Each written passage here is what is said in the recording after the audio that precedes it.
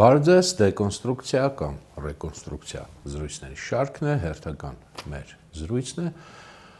Գիտեք, որ այս շարքի մեջ, եթե նայել եք, եթե չեք նայել, կարճ ասում եմ միշտ հաղորդման սկզբում, գիտեք, որ մենք այստեղ զբաղված ենք քանդել հավաքելով։ Այսինքն վերցնում ենք մեր հանրության մեջ տարածված տարբեր պատկերացումներ, չգիտեմ, ինքնին պարզտվածող ճշմարտություններ, կարծրատիպեր թեկուզ, մի հատ դրանք փորձում ենք դեկոնստրուկցիայի ենթարկել, այսինքն քանդում ենք, նայում ենք մեջը ինչ կա, չկա, կա ընդհանրապես թե չկա, արժեքավոր բան կա թե չէ։ Եվ եթե արժեքավոր բան թեկուզ մի որոշ չափով կա, փորձում ենք նորից հետ հավաքել, նոր ձևով, ասած ասած ռեմոնտ անել, ռեկոնստրուկցիա անել, նորոգել ինչ-որ չափով։ Եթե տեսնում ենք, որ ընդհանրապես ոչինչ բան չկա կամ շատ քիչ բան կա, խորհուրդ ենք տալիս դեն նետել ուղղակի։ Հիմա այսօր խոսելու ենք մի թեմայից, մի այսպես ասած քաղցր բառից, խաղաղություն քաղցր բառից կամ հասկացությունից, որը ինքնին իհարկե մի փոքր գուցե շեղվում է սահմանումից, որտեղ ինքը պատկերացում չի ինքն իրանով կամ չգիտեմ ինչ որ sense այդ հանրային պատկերացում չի, ավելի շուտ հասկացություն է, բայց կարծում եմ այդ շեղումը այդքան էլ շեղում չի, որովհետև չնայած այդպես դասական ֆորմալ կամ իմաստով ինքը պատկերացում չի, բայց ինքը հասկացություն է, որի շուրջ կան բազմաթիվ պատկերացումներ եւ որի շուրջ հատկապես հիմա այս շրջանում բոլորս գիտենք կան, այսպես ասած, բաներ, շատ sense ակտիվ հանրային խոսույթ, ընդ որում ոչ թե միայն այս եթե վերցնենք քաղաքական թեկուզ ուժերը կամ հանրային ուժերը, ոչ թե միայն մեկ, սա ուզում եմ շեշտեմ, քաղաքական ուժի կողմից կամ այլ ըստ բոլորի այսօր խոսակցությունը մեծամասամբ, իհարկե կան բացառություններ, բայց մեծամասամբ այդ կարգախոսի տակ է, այդ հասկացության տակ է ընթանում եւ այդ իմաստով իհարկե շատ կարեւոր է այս թեման միած սկսենք հասկանալ, հավանաբար մի խոսակցության չենք պրծնի, ես մոտավորապես 2, գուցե 3 խոսակցություն այս թեմայով պատկերացնում եմ, կարծում եմ ավելի հիմնավորել չկա սրա ակտուալությունը, կարիք չկա, կարծում եմ բոլորդ էլ հասկանում եք, որ ինքը արդիական է, կարևոր է սա հասկանալ, բայց մի փոքր ուզում եմ զգուշացնել, որ առաջին մասը, այսինքն սկիզբը եւ հավանաբար հենց այսօրվա խոսակցության զգալի մասը, ինքը մի քիչ կարող է վերացական թվալ, նույնիսկ համեմատած մեր մյուս զրույցների հետ, մի քիչ կարող է շատ տեսական սկզբում թվալ, բայց անհրաժեշտ է այդ փուլերը անցնել, այդ ավելի վերացական, ավելի տեսական փուլերը անցնել, որպեսզի հետո մեր այն գործնական եզրակացությունները, որ մենք պետք է անենք, ավելի հիմնավոր լինեն եւ ավելի տրամաբանված լինեն եւ ավելի հետեւողական լինեն, իսկ գործնական եզրակացությունները կարծում եմ բավականին հետաքրքիր են լինելու, այնպես որ սկսենք։ Ես միշտ խաղաղությունը այդպես որպես էլի քաղցր բառ միշտ համեմատում եմ գարնան հետ, հա, բոլորս ուզում ենք որ գարուն լինի, բոլորս սիրում ենք որ գարուն լինի, բայց բոլորս էլ հասկանում ենք, որ այս կյանքում միշտ չի որ գարունը նախ ցանկությամբ է գալիս, ինքը իր ժամանակը ունի գալու եւ միշտ չի որ մենակ գարուն ուզելով է, որովհետեւ պետք է նաեւ համապատասխանել տարվա եղանակին, անկախ նայած թե դու ինչ ես ուզում կամ ինչ ես սիրում գարուն, թե ձմեռ, թե չգիտեմ աշուն, թե ամառ, բայց ռացիոնալ մարդը համապատասխանում է եղանակին եղած օբյեկտիվ, այսինքն պայմաններին, տվյալ դեպքում նաեւ անկախ իր ցանկություններից եւ սիրելուց եւ անկախ նայած թե որքան քաղցր է տվյալ ուրեմն եղանակը։ Նույնը խաղաղության հետ է, որքան էլ մենք դա սիրենք, որքան էլ մենք դրան ձգտենք, ինչը բնական մարդկային ուրեմն զգացողություն է, դա չի նշանակում, որ ինքը միայն մեր ցանկությամբ է գալիս կամ դա չի նշանակում, որ այս աշխարհում միայն խաղաղություն է լինում։ Եվ հետեւաբար այս ոնց որ ասած պոետիկ, հնարական մասից, այս քաղցր գարուն, քաղցր խաղաղություն մասից մենք որպեսզի լինենք ռացիոնալ եւ ադեկվատ, պետք է անցնենք ավելի sense սահմանելի հասկացություններին, որտեղ որքան էլ խաղաղությունը էմոցիոնալ, զգացմունքային, քաղցր, sense բառը, բայց նախ եւ առաջ ինքը կոնկրետ հասկացություն է, եթե մենք դրա մասին խոսում ենք լուրջ, եթե խոսում ենք հանրային դիսկուրսի մակարդակում, այլ ոչ թե ուղղակի sense սեղանի շուրջ հավաքված կենաց խմելով, շանս կենացի ժամանակ էլ լավ կլինի հասկանալ ինչ ես ասում եւ ավելի sense բան մոտենալ, զգացմունքային պահը իհարկե մեջ կա։ Բայց եթե մենք արդեն հանրային լուրջ խոսքի մասին ենք խոսում, ուրեմն պետք է նախ եւ առաջ սահմանենք, դա պետք է լինի կոնկրետ հասկացություն, ոչ թե ուղղակի քաղցր բառ։ Եվ փորձենք սկսենք այդ սահմանման Պրոցեսը, որը էլ եմ ասում, սկզբում մի քիչ կարող է թվա ասենց չափից ավելի վերացական, բայց այդ փուլերը պետք է անցնենք, որպեսզի հասնենք կոնկրետ եւ ավելի ասենց գործնական, ավելի հետաքրքիր, այսպես ասենք, մասերի։ Հիմա նախ եւ առաջ մենք պետք է հասկանանք հետեւյալը, որ երբ որ մենք խոսում ենք խաղաղություն հասկացության մասին, որ երբ որ որևէ կոնտեքստում լինի դա ընդհանրապես համաշխարհային, թե կոնկրետ երկու ազգերի միջև երկու պետությունների մասին հարաբերություններ լինեն, երբ որ խոսում են հավետ խաղաղության մասին, դա արդեն ինքնին, երբ որ խոսում են հավետ խաղաղության մասին, դա միանգամից կարմիր լույսը պետք է վառվի, որովհետև դա ոչ թե ռացիոնալ, ոչ թե տրամաբանական, ոչ թե այսպես վերլուծական խոսքի տիրույթից, այլ դա արդեն ուտոպիստական խոսք է, դա ուտոպիայի տիրույթից է, դա կարող է ցանկալի է, բայց դա ռեալության հետ որևէ կապ չունի, նույնիսկ որպես ձգտում, հա, տենց սիրուն կարելի է ձևակերպել, բայց եթե ինչ-որ մեկը ռեալ է փորձում դրան վերաբերվել, այստեղ էլ եմ ասում, միանգամից կարմիր լույս պետք է վառվի, սա մենք պետք է մի հատ լավ հասկանանք ինչու է այդպես, նաև ոչ միայն ուղղակի հռչակենք, բայց սա էլ եմ ասում կարմիր լույս է, սա ուտոպիա է եւ ուտոպիայի իր էությամբ, այսինքն անիրական բան է, կրկնում եմ, եւ համաշխարհային մասշտաբի հավետ մշտական խաղաղության մասին երբ որ խոսում են եւ կոնկրետ պետությունների 2-3, չգիտեմ, պետությունների միջև իհարկե այս մանավանդ վերջին դեպքում կարող է շատերին անհիմ ընթվել, որտեղ միշտ ինչ-որ օրինակներ են բերում, բա չգիտեմ, Ֆրանսիան ու Գերմանիան, չգիտեմ, այս կամ այն, բայց մենք հեսա կտեսնենք, որ դա բոլոր դեպքերում է ի վերջո ուտոպիստական մոտեցում, ընդհանրապես, երբ որ օրինակ խոսում են երկու ժողովուրդ կամ երկու հարևան ժողովուրդ կամ չգիտեմ 3 պետություն ժողովուրդ պետք է ձգտեն խաղաղ հարաբերություններ, իհարկե պետք է ձգտեն, բայց երբ որ դա ենթադրում է, որ երբ որ ասում են, օրինակ ես միշտ այդ բանից եմ, այդ ձևակերպումներից եմ միշտ sense, չասեմ նյարդայնացել, բայց չեմ բանարել, երբ որ դրանից լուրջ եմ վերաբերում, հարաբերությունների կարգավորում, օրինակ ասում են հայ-թուրքական հարաբերությունների կարգավորում, չեմ սիրում այդ ձևակերպումը, հայ-թուրքական հարաբերություններ անպայման պետք է լինեն, քաղաքական հարաբերություններ պետք է լինեն, ես ինքս դրա մասին շատ եմ խոսել, բայց դա քաղաքական հարաբերություն է, դրա, այսինքն այնտեղ այդ ենթատեքստը չկա, որ ինչ-որ բան կարգավորում ես հավիտենից ամեն, չէ, դա քաղաքականություն չի, դա արդեն կրոնական ոլորտից է, որ լավ է ինքնին կրոնական ոլորտը, բայց քաղաքական հարաբերությունների են միջազգային հարաբերությունների մեջ ինքը պետք է այդքան ակտիվ չմտնի։ Այսինքն այդ ինչ-որ պատկերացնում են կարգավորենք ու մշտապես հազարամյակներով, չգիտեմ ինչ լինենք, այդպես բան չի լինում, երբեք չի եղել, երբեք չի լինելու որևէ երկու ժողովուրդների միջև, ոչ թե հայերի ու թուրքերի միայն, որևէ երկու ժողովուրդների միջև չի կարող դա լինել ընդհանրապես ըստ սահմանում։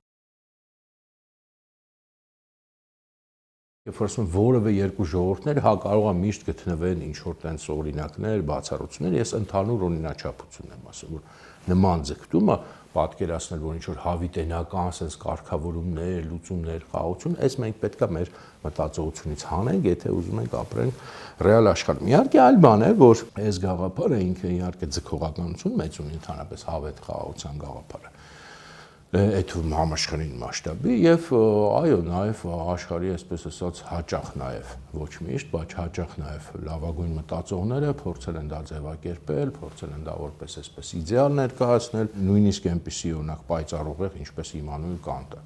որ իսկականից պայծառ ուղեղ է, ոչ բոլոր փիլիսոփաներն են այդքան պայծառ ուղեղ ունեցել, ինչպես Իմմանուել Կանտը, գերմանական փիլիսոփայության ներկայացուցիչը, բայց նույնիսկ ինքը այդ գայթակղությանը տեղի է տվել եւ հատուկ մի աշխատություն ունի հավետ խաղաղության մասին, որ ժամանակին մեծ ազդեցություն է ունեցել եւ հիմա էլ որոշ չափով ենթատեքստով ունի, հա, բայց միևնույն է, դա ուղղակի ասենք տվյալ դեպքում ժամանակի ազդեցությունն է եղել, բայց միևնույն է նույնիսկ եթե այդքան պայծառ ուղեղներ այդ ուրեմն իդեալի հետևից գնացել են, այդ գայթակղությանը տրվել են, միևնույն է ոչ թե միայն փաստերը պատմական, եթե մենք իսկ այս հարցին մենք պիտի պատմական մոտենանք, որտեղ ինքը պատմական եւ քաղաքական հասկացություն է եւ հարցը, ոչ միայն փաստերը, այլև ընդհանուր ամբողջ տրամաբանությունը պատմության, քաղաքականության բերում է նրան, որ սա ի վերջո ուտոպիա է, որքան էլ բարձր ձգտում լինի, որքան էլ պայծառ ուղիղներ սրան իրենց ուրեմն sense ասած ջանքը նվիրեն, իրենց ձգտումը նվիրեն եւ հարցը միայն փաստարկը այստեղ միայն այն չի, որ մինչեւ հիմա ինչքան որ մարդկության պատմությունը կա, ամենասկզբից մինչև վերջ միշտ ձգտել են մարդիկ եւ համաշխարհային մասշտաբով եւ ռեգիոնալ եւ չգիտեմ միշտ ձգտում են խաղաղության, բայց միշտ էլ լինում են եւ պատերազմներ եւ խաղաղություններ եւ երբեք այդ բաղձալի մշտական խաղաղությունը ոչ միտեղ իրականում չի գալիս, չնայած հաճախ թվում է որ գալիս է, ու օրինակ հենց հիմա մենք ապրում ենք մի ժամանակաշրջանում, որ եթե 90-ական 1990-ականներին մեկին հարցնեին, ասեին, այսենց է լինելու 2020-ականներին չէին հավատա մարդիկ, որտեղ ասում էին վերջապես տեսեք գոնե Եվրոպան եւ Արևմտյան աշխարհը արդեն հաստատ դեպի խաղաղություն են գնում, իսկ մենք հիմա ունենք հենց Եվրոպայում արդեն առնվազն մի հատ մեծ պատերազմ ուկրաինական պատերազմը եւ ընդհանրապես ունենք հիմա ռազմականացման տենդենս, ընդհանրապես պատերազմի դեպի ավելի անկայուն աշխարհ գնալու տենդենս եւ այլն, որը այդ թվացial բանը քանդել է, բայց մենք սա չի, այն ինչի որ այսպես եղել է, սա էմպիրիկ փաստարկ է, ինքը լուրջ փաստարկ է, այնպես չի որ անլուրջ փաստարկ է, բայց մենք սա չի։ Հարցը հենց տրամաբանությունն է, որովհետեւ պատմություն, մենք խոսել ենք կարծեմ սրա մասին, ինչ է նշանակում պատմություն, պատմություն նշանակում է ժամանակ, նշանակում է ընթացք, նշանակում է փոփոխություն, եւ որտեղ մի բան ձգտում է լինել հավետ, ինքնին արդեն հակասում է դրան, այսինքն պատմության մեջ հավետ բաներ լինել չեն կարող ըստ սահմանման, հավետ բաները հավիտենականության մեջ են, այսինքն աստվածային աշխարհում են, հանդերձյալ աշխարհում են, բայց պատմության մեջ, այսինքն ժամանակի աշխարհի մեջ լինում են միայն ժամանակավոր բաներ, լինում են միայն փոփոխություններ եւ ցանկացած նույնիսկ ամենաերկար խաղաղություն ի վերջո ավարտվում է, ցանկացած, չգիտեմ, կարգավորում լուծում ի վերջո սպառվում է եւ ցանկացած նաեւ պատերազմ ի վերջո ավարտվում է նույնպես, եւ պատերազմները ավելի արագ քան խաղաղությունները, որտեղ պատերազմները ավելի մեծ ռեսուրս են պահանջում, բայց երկուսն էլ ավարտական են, երկուսն էլ չեն կարող լինել մշտական եւ այդ փնտրտուկը ընդհանրապես այդպես մշտական լուծումների, կարգավորումների, խաղաղությունների ինքը ի սկզբանե ոչ ռեալիստական եւ սխալ տեղ տանող փնտրտուկ է, ել եմ ասում, հռչակագրերի մակարդակում դա միշտ կարելի է հռչակել, այդտեղ վնաս չկա։ Այսինքն այդպես սիրուն փաթեթավորվում է քաղաքական ինչ որ ձգտումները նորմալ է, բայց եթե ինչ որ մեկը լուրջ ռեալ սկսում է դրան հավատալ, դա արդեն ոչ միայն սխալ է, այլև վատ է շատ, որովհետև այդ ազգը, այդ պետությունը, այդ մարդը ինքը շեղվում է եւ սկսում է դնել ոչ ռեալիստական նպատակ եւ ապրում է ըստ էության ոչ adekvat աշխարհում եւ ընդհանրապես ճիշտը որ ասեմ, այստեղ այն դեպքն է, որ սա ոչ միայն պատմության խնդիր է արդեն, այլև ընդհանրապես բնության։ Ես չեմ սիրում երբեք այսպես շատ սուր անալոգիաներ տանել պատմության եւ բնության, որտեղ տարբերությունները շատ էական են, ու պատմություն տվյալ դեպքում մենք վերցնում ենք որպես մարդու աշխարհ եւ բնություն որպես այն ինչը որ չգիտեմ մարդուց դուրս է կենթանի բնություն, թե անկենթան բնություն, դրանք իհարկե բավականին տարբեր ոլորտներ են եւ ուղիղ անալոգիաներ տանելը այդքան էլ ճիշտ չի, բայց այս այն դեպքն է, որ այնքան ունիվերսալ է այդ օրենքը, այնքան ընդհանրացված է եւ տվյալ դեպքում արդեն մարդը եւ իր պատմությունը բնությունից դուրս այդ աստիճան չեն կարող իրենց դնել։ Եվ սա այնքան բնական օրենք է, որովհետեւ բնության մեջ էլ դուք ոչ միտեղ չեք տեսնի մշտական կայունություն, մշտական խաղաղություն, այլ բնության օրենքը հենց անընդհատ շարժն է, անընդհատ փոփոխությունն է, անընդհատ զարգացումն է, անընդհատ պայքարն է, անընդհատ մրցումն է։ Այսպես է բնությունը, այսինքն բնության մեջ ոչ մի հատիկ, ոչ մի մակարդակում սկսած միկրո մակարդակից մինչև մակրո մակարդակ, քվանտային աշխարհից մինչև գալակտիկաների կլաստերներ, չգիտեմ, ինչքան ուզում եք բարձրացեք, չկա մի մակարդակ, որտեղ այս օրինաչափությունը չգործի, այսինքն մշտական մրցակցություն, նույնիսկ անկենթան բնության մեջ, անկենթան, չգիտեմ, ասենք, տիեզերական մարմինների մեջ, մրցակցություն, փոփոխություն, ոչ մի բան մշտական չի, ոչ մի բան, այսպես ասած, մշտական կայուն կամ ասենց հանգիստ վիճակում չի, անընդհատ շարժում, անընդհատ փոփոխություն, դանդաղ կամ արագ, սա այլ հարց է, բայց այդքան ունիվերսալ է, որ վերաբերում է թե պատմությանը, թե բնությանը, եւ սա հաղթահարել անհնար է։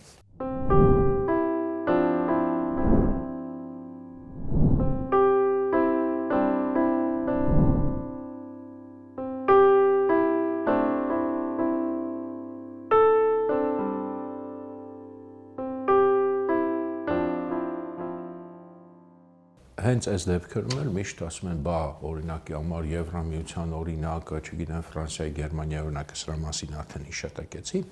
պետք է ասել, այստեղ պատմության մեջ լինում են դեպքեր եւ շատ ավելի երկարատև կան, օրինակ նույն էլ Եվրամիության օրինակը կամ Ֆրանսիա-Գերմանիա օրինակը, որտեղ դա այդքան երկարատև չի պատմության տեսակետից, դա չքան մի 100 տարվա էլ չի։ Ինչքան այնտեղս մի 70-80 տարվա օրինակը, այն էլ հիմա արդեն մեր աչքի առաջ քայքայվում է այդ օրինակը, բայց երկար տարիներ շատ համոզիչ է եղել։ Ուրեմն մարդիկ սիրում են նայել այն ինչ որ իրանք հենց հիմա տեսնում են որպես օրինակ, չեն տեսնում դրա հեռանկարը, ոչ էլ դրա անցյալը, բայց շատ ավելի երկարատև շրջաններ են եղել տարբեր տարածաշրջաններում, երբ որ իրոք հաստատվել է համեմատաբար խաղաղ վիճակ, այդ թվում նախկին թշնամիների միջև եւ այլն, օրինակի համար ռոմեական կայսրությունը ժամանակին հռչակել էր Pax Romana, այսինքն սա նշանակում էր հռոմեական խաղաղություն։ Իհարկե երբեք կատարյալ եւ կայուն այսպես խաղաղություն չի եղել, բայց ներսում շատ երկար ժամանակ իրոք եղել է ներքին, ուրեմն այդ բոլոր այն ինչը որ ռոմեական կայսրությունը իր մեջ միացրել էր, այդ բոլոր երկրների միջև, որոնք նախկին տարբեր թշնամի մրցակից երկրներ էին, դրանց միջև չէր լինում պատերազմը, սահմաններին էր լինում ռոմեական կայսրությունից դուրս, բայց նույնիսկ սահմանից դուրս լինում էին երկար շրջաններ, երբ որ չէր լինում, եւ դա պաշտոնապես նույնիսկ տենց կրոնական իմաստով հռչակվել էր, որտեղ ռոմեացիները սովորություն ունեին, երբ որ պատերազմ չէր լինում, բացում էին Յանուսի տաճարի, իրանք տես աստվածություն ունեին, Յանուս անունով, դրա տաճարի դռները բացում էին, եւ այդպես օրինակ Օգոստոս կայսեր ժամանակ բացեցին եւ հռչակեցին խաղաղություն, նույնիսկ տենց հավետ խաղաղության բաներով եւ հռչակեցին, որ ոսկե դարն է եկել, նույնիսկ Վերգիլիուսը օրինակ հայտնի ամենահայտնի պոետը երևի հռոմեական, ինքը այդ իր բաներում իր ուրեմն գրվածքներում ունի դա, որ ոսկե դար է գալիս, ոսկե դարը խոստացած, այսինքն հավետ խաղաղության դարը։ Շրջաններ այդպես պատմության մեջ շատ են եղել եւ մարդիկ իրենց ժամանակաշրջանները շատ հաճախ են պատկերացրել որպես այդպես արդեն վերջնական խաղաղության դարաշրջաններ։ Բայց մենք այստեղ պետք է հենց դրա համար հասկանանք, թե ինչ բան է ռեալ խաղաղությունը եւ ինչ ինքը իրական իր քաղաքական եւ պատմական էությունը, որտեղ ինքը քաղաքական հասկացություն է, որպեսզի հասկանանք, թե ինչպես են այդպիսի համեմատաբար երկարատև շրջաններ լինում պատմության մեջ եւ ինչպես են իրենք հետո նույն օրինաչափությամբ քանդվում ի վերջո, ինչ որ մի փուլի ի վերջո քանդվում են, որքան էլ երկար տև են եւ որքան էլ այդ ժամանակ ապրող մարդկանց թվա, որ սա արդեն են վերջնական վիճակն է։ Էլի եթե վերադառնանք այդ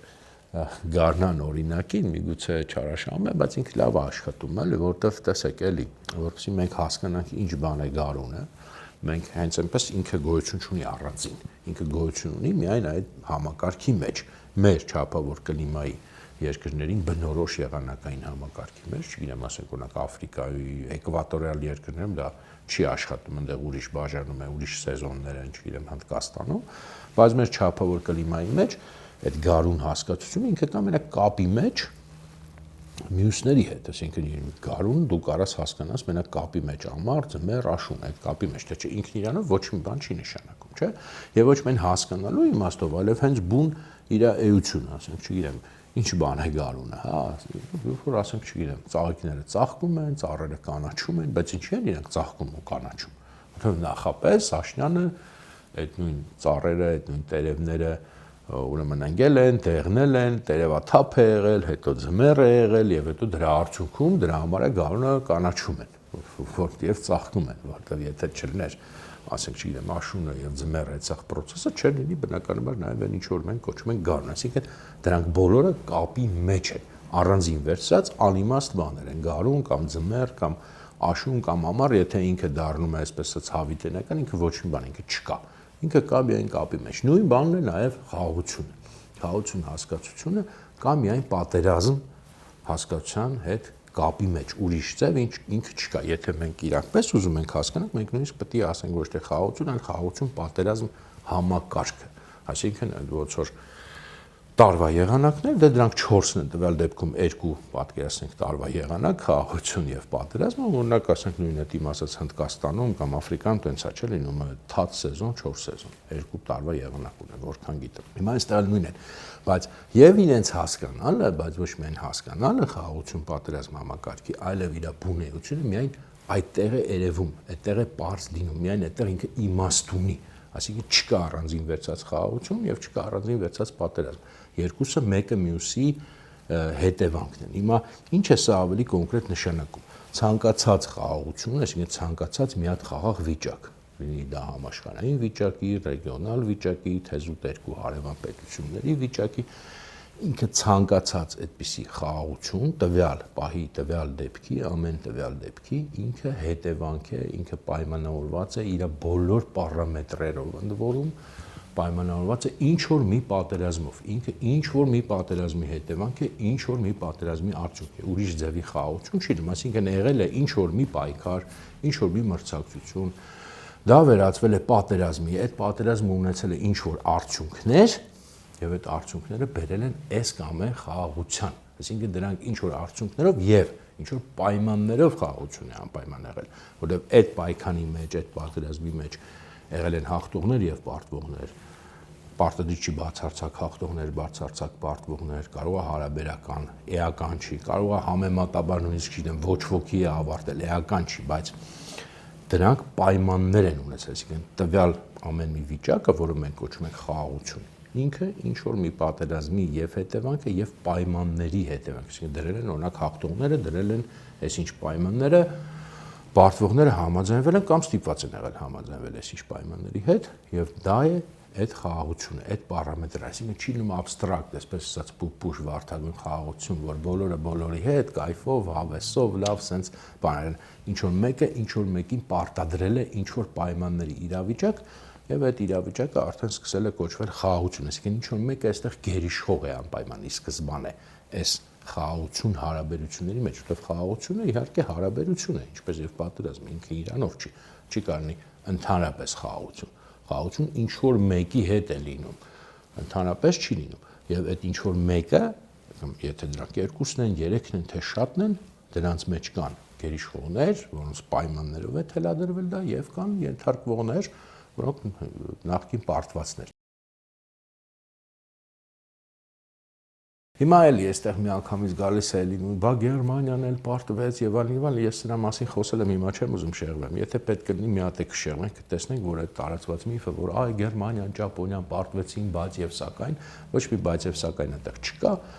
Այո, տնտեսապես նրանք հետո ծաղկում են ապրել, բայց քաղաքական իրենց ազդեցությունը համաշխարհային որպես քաղաքական ազդեցիկ պետություններ նրանք վերածվել են, սկալասը մի քանի անգամ ընկել է եւ երբեք չի վերականգնվել եւ չի կարող վերականգնվի առանց նոր պատերազմի ստեղծության, առանց նոր պայքարի, լավ այսպես ասեմ, ինչը եւ մենք հիմա տեսնում ենք, հիմա Գերմանիան ուկրաինական պատերազմի շնորհիվ քիչ իր քաղաքական ռազմական կարգավիճակը բարձրացնում է նոր, բայց շատ քիչ եւ շատ զգուշ։ Այսինքն այդ միֆը, որ ոչինչ դե պարտվեցին, բայց տեսակ ինչ եղավ, դե չէ, ոչ մի բան չեղավ, այդ երկիրը մնաց քաղաքական ենթակա, շատ խորը քաղաքական ենթակա եւ մինչեւ հիմա մնում է ստությունն օկուպացված երկիր է, ռազմական բազաները ամերիկյան մինչեւ հիմա այնտեղ են, հիմա կարող է իրենք լավ են թանկալում, բայց դա կապ չունի, նույնը Ճապոնիային է վերաբերում։ Լավ, սա մի քիչ շեղվեցինք,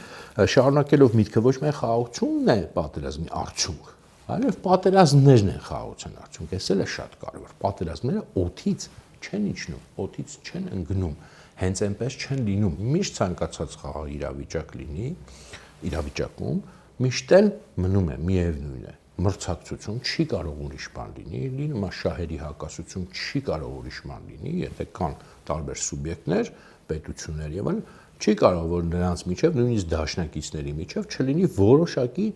ինչ որ մի շահերի հակասություն։ Հիմա այդ հակասությունները, այդ մրցակցությունը աստիճանաբար աճում է, աստիճանաբար հասունանում է եւ մի օր այդ խաղաղության հակասություններից եւ կուտակվում է նաեւ, կուտակվում է եւ լուծումներ չի ստանում։ Մի օր այդ հակասությունները բերում են նորից պատերազմների։ Պատերազմները ծնվում են խաղաղությունից, ոչ թե պատերազմները ծնվում են պատերազմից, այլ պատերազմները ծնվում են խաղաղությունից։ Եվ էլի մեր աչքի առաջ մենք դա շատ հստակ տեսնում ենք։ Ինչպես մի հատ շատ երկարատև եւ փայփայված խաղաղ վիճակից, հենց նույն Եվրամիության բանը եթե վերցնենք, մենք տեսանք, որ ի վերջո Եվրամիության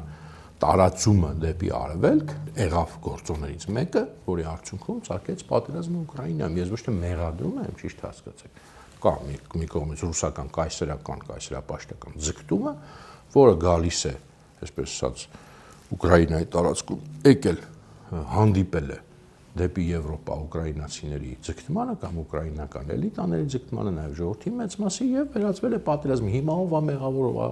ով մեղավոր չի, այս դեպքում էական չի, բայց խաղաղությունից է, խաղաղ իրավիճակից, խաղաղ իրավիճակում հասունացած հակասություններից ծնվել է պատերազմ եւ բոլոր պատերազմները այդպես էլ ծնվում են, այսինքն եւ խաղաղություններն են պատերազմների հետևանք եւ պատերազմները խաղաղությունների հետևանքներն են, այսինքն խաղաղությունը իր մեջ արդեն սահմանավորված պատերազմներ ունի։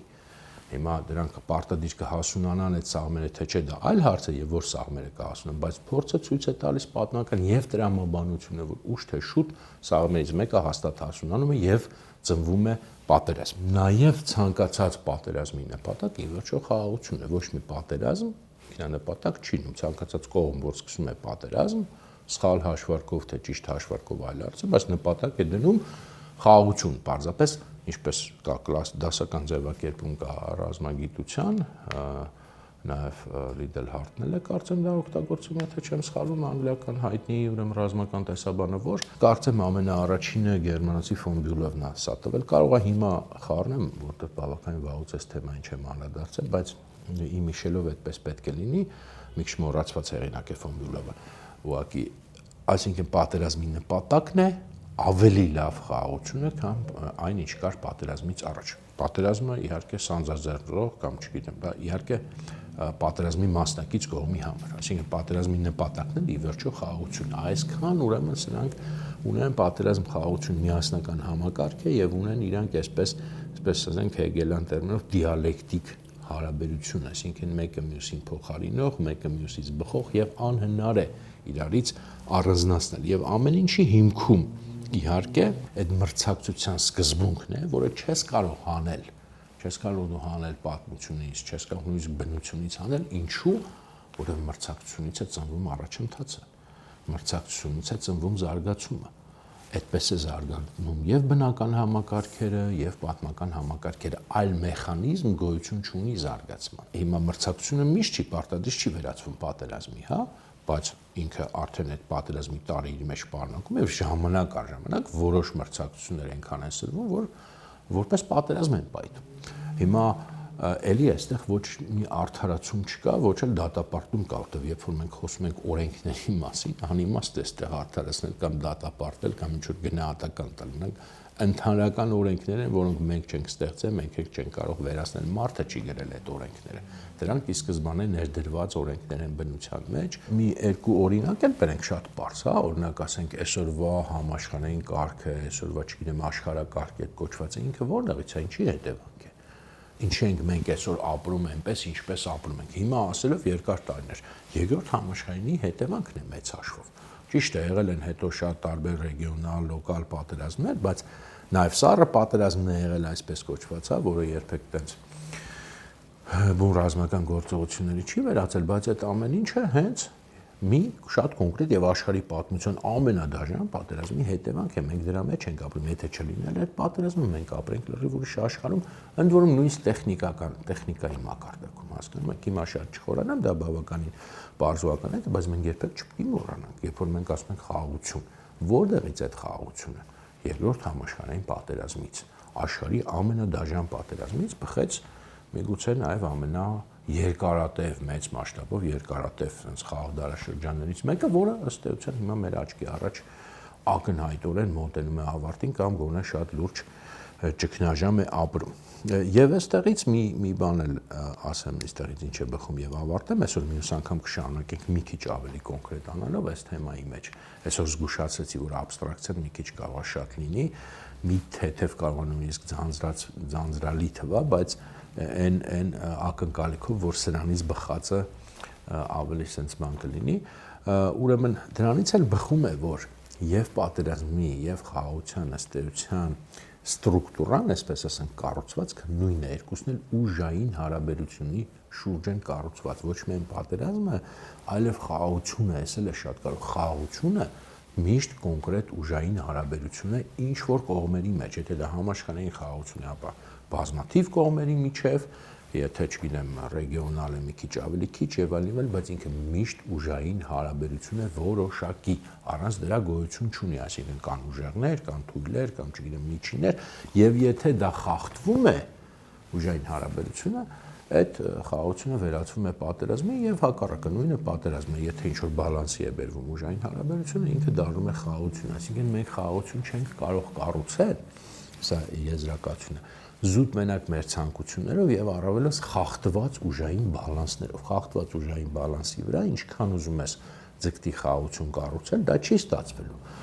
Ճիշտը խաղաղություն, ելեք էլի, որպեսզի ճիշտ ինձ հասկանաք, բնականաբար նորմալ ձգտումը եւ մարդկային ձգտումը եւ քաղաքականության ձգտումը եւ նույնիսկ ինչպես տեսանք պատերազմի ձգտումը խաղաղությունն է միշտ, բայց հենց որպեսզի դու կարողանաս այդ ձգտումը ճիշտ քաղաքականության վերածես, ճիշտ ստրատեգիայի վերածես, դու պետք է իմանաս ինչից է բաղկացած դա։ Դա բաղկացած է, եմ ասում, ոչ թե ցանկություններից կամ քնարական զեղումներից կամ հռչակագրերից կամ չգիտեմ ինչ որ սիրուն կարգախոսներից, այլ բաղկացած դու պետք է կարողանաս կառուցել կոնկրետ ուժային հարաբերություններ, որպեսզի դա ապահովված խաղաղություն լինի։ Պատահական չի կա մի հատ ուրիշ հայտնի ռազմագիտական ձևակերպում, չէ՞ որ ասում է պատերազմը քաղաքականության շարունակությունն է այլ միջոցներով։ Այստեղ տվյալ դեպքում քաղաքականությունը նույնացնում է, դա Կլաուզևիցի արդեն ձևակերպումն է, խաղաղության հետ, խաղաղ միջոցների հետ։ Այսինքն պատերազմը խաղաղության շարունակությունն է այլ միջոցներով, ինչը մենք այստեղ փորձեցինք ցույց տալ, ինչու է այդպես, որտեղ պատերազմները բխում են խաղաղություններից, պատերազմները բխում են, այսպես ասենք, խաղաղությունների թերություններից, խաղաղության մեջ հասունացող հակասություններից եւ ուժային դիսբալանսներից։ Դրա համար եթե ձգտումը խաղաղության իրական է, adekvat է, ոչ թե սիրուն խոսք է, դու պետք է հենց այդ ուժային բալանսներին առաջին հերթին շատ ուշադիր լինես։ Այդտեղից են խախտվում, ել եմ ասում, եւ պատերազմներն էլ հաճախ շատ քիչ պատերազմներ են սկսում sense ուղիղ ցանկությամբ, ինչ որ դա պես նկարագրվում է հաճախ պատմագիտությունը, տես քարոշչական, ինչ որ ռազմատենչ մարդիկ ուզում էին պատերազմներ, չէ, հաճախ դա օբյեկտիվ, առավել հաճախ օբյեկտիվ հանգամանքներից է բխում եւ մարդիկ հաճախ մտնում են, մարդիկ ասելով նույնիսկ պետությունները, կառավարությունները պատերազմների մեջ առանց շատ բուրըն ցանկության։ Այսօր այսքանը, շնորհակալություն ուշադրության համար, կշարունակենք մեր զրույցները։